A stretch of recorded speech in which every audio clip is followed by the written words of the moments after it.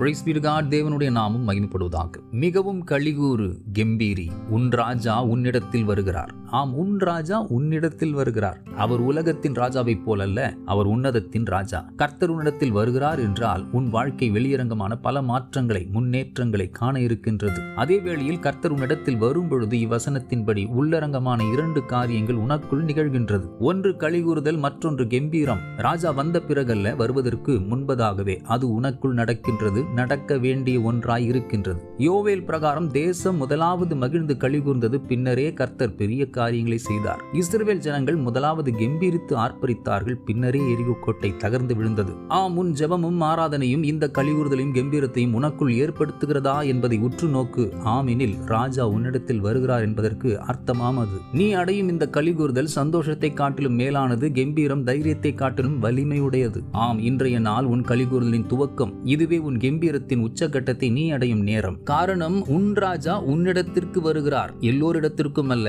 உன் ராஜா குறிப்பாய் உன்னிடத்திற்கே வருகிறார். சீயோனே, நீ விசேஷித்தவள், பாக்கியவதி. உன் விருப்பத்தை நிறைவேற்றுவார், உன் வாழ்வை மெருகேற்றுவார். அவர் உன்னிடத்தில் வர சித்தம் கொள்வாரே, ஆனால் ஒருவரும் அதை தடை செய்ய முடியாது. ராஜா உன்னிடத்தில் வரும்பொழுது உன் வாழ்வில் நல்மாற்றங்களை எவரும் தடுக்கவும் முடியாது. சீயோன் குமாரத்தியே, மகிழ்ந்து களிகூறு. எருசலேம் குமாரத்தியே, கெம்பீரி. இதோ உன் ராஜா உன்னிடத்தில் வருகிறார். God bless you abundantly.